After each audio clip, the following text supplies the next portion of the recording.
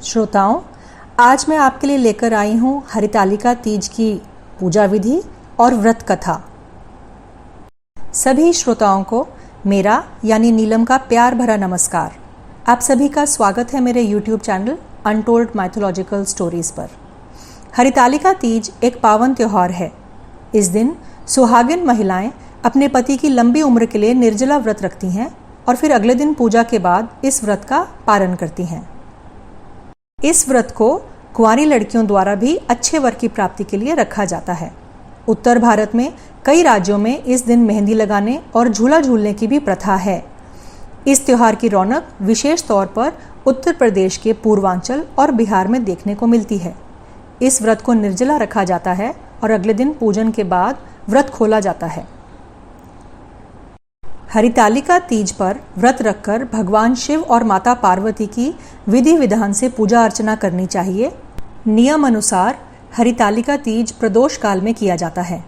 सुबह उठकर स्नान करके भगवान शिव और माता पार्वती को साक्षी मानकर व्रत का संकल्प लेना चाहिए। दिन भर निर्जला व्रत रखें। सूर्यास्त के बाद प्रदोष काल में भगवान शिव और माता पार्वती की रेत से बनी मूर्ति को स्थापित कर पूजा करें। पूजा के दौरान सुहाग की सभी वस्तुओं को माता पार्वती को अर्पित करें।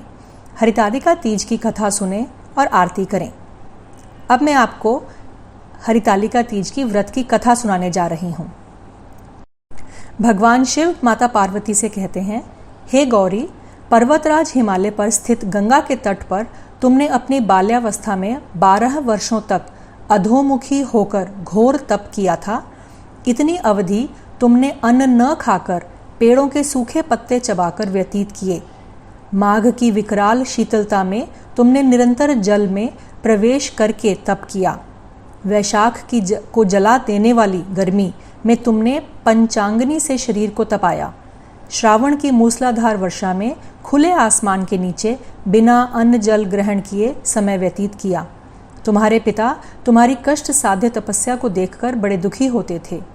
उन्हें बड़ा क्लेश होता था। तब एक दिन तुम्हारी तपस्या तथा पिता के क्लेश को देखकर नारद जी तुम्हारे घर पधारे। तुम्हारे पिता ने हृदय से अतिथि सत्कार करके उनके आने का कारण पूछा। नारद जी ने कहा, गिरिराज, मैं भगवान विष्णु के भेजने पर यहाँ उपस्थित हुआ हूँ।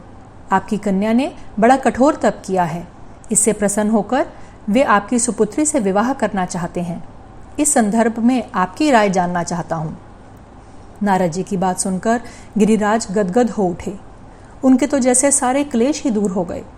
प्रसन्नचित होकर वे बोले, श्रीमान, यदि स्वयं विष्णु मेरी कन्या का वरण करना चाहते हैं तो भला मुझे क्या आपत्ति हो सकती है। वे तो साक्षात ब्रह्म हैं। हे महर्षि, यह तो हर पिता की इच्छा होती है कि उसकी पुत्री सुख संपदा से युक्त पति के घर की लक्ष्मी बने। पिता की सार्थकता इसी में है कि पति के घर जाकर उसकी पुत्री पिता के घर से अधिक सुखी रहे। तुम्हारे पिता की स्वीकृति पाकर नारद जी विष्णु के पास गए और उनसे तुम्हारे ब्याह के निश्चित होने का समाचार सुनाया। मगर इस विवाह संबंध की बात जब तुम्हारे कान में पड़ी तो तुम्हारे दुख का ठिकाना न रहा। तुम्हारी एक सखी ने तुम्हारी इस मानसिक दशा को समझ लिया और उसने तुमसे उस विक्षिप्तता का कारण जानना चाहा। तब तुमने बताया, मैंने सच्चे हृदय से भगवान शिव शंकर का वरण किया है, किंतु मेरे पिता ने मेरा विवाह विष्णु जी से निश्चित कर दिया। मैं विचित्र धर्म संकट में हूँ। अब क्या करूँ? प्राण छोड़ देने के अतिरिक्त अब कोई भी उपाय शेष नहीं बचा है। तुम्हारी सखी बड़ी ही समझदार और सूझबूझ वाली थी। उसने कहा, सखी, प्राण त्यागने का इसमें कारण ही क्या है? संकट के मौके पर धैर्य से काम लेना चाहिए। नारी के जीवन की सार्थकता इसी में है कि पति रूप में हृदय से जिसे एक बार स्वीकार कर लिया, जीवन पर्यंत उसी से निर्वाह करे। सच्ची आस्था और एक निष्ठा के समक्ष तो ईश्वर को भी समर्पण करना पड़ता है। मैं तुम्हें घनघोर जंगल में ले चलती हूँ, जो साधना स्थली भी हो, और जहाँ तुम्हारे पिता तुम्हें खोज भी ना पाएं, वहाँ तुम साधना में लीन हो जाना। मुझे विश्वास है कि ईश्वर अवश्य ही तुम्हारी सहायता करेंगे। तुमने ऐसा ही किया। तुम्हारे पिता तुम्हें घर पर न पाकर बड़े दुखी तथा चिंतित हुए। वे सोचने लगे कि तुम जाने कहाँ चली गई। मैं विष्णु जी से उसका विवाह करने का प्रण कर चुका हूँ। यदि भगवान विष्णु बारात लेकर आ गए और कन्या घर पर न हुई तो बड़ा अपमान होगा। मैं तो कहीं मुंह दिखाने के योग्य भी नहीं रहूंगा। यही सब सोचकर गिरिराज न जोर शोर से तुम्हारी खोज शुरू करवा दी। इधर तुम्हारी खोज होती रही और उधर तुम अपनी सखी के साथ नदी के तट पर एक गुफा में मेरी आराधना में लीन थी। भाद्रपद शुक्ल तृतीया को हस्त नक्षत्र था। उस दिन तुमने रेत के शिवलिंग का निर्माण करके व्रत किया। रात भर मेरी स्तुति के गीत गाकर जागी।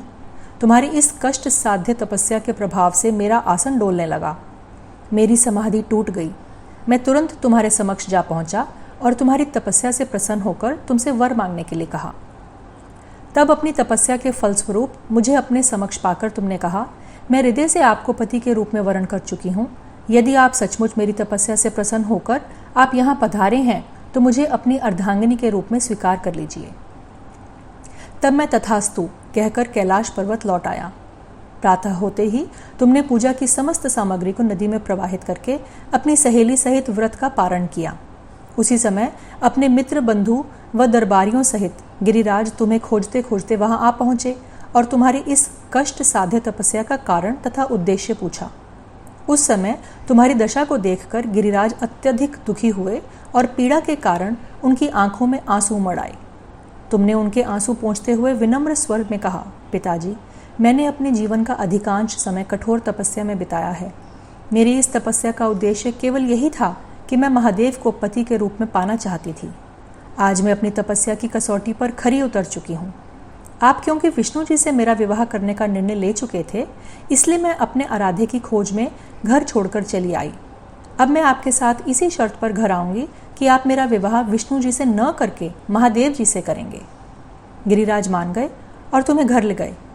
कुछ समय के पश्चात शास्त्रोक्त विधि विधान पूर्वक उन्होंने हम दोनों का विवाह सूत्र में बांध दिया। हे पार्वती, भाद्रपद की शुक्ल तृतीया को तुमने मेरी आराधना करके जो व्रत किया था, उसी के फलस्वरूप मेरा तुमसे विवाह हो सका।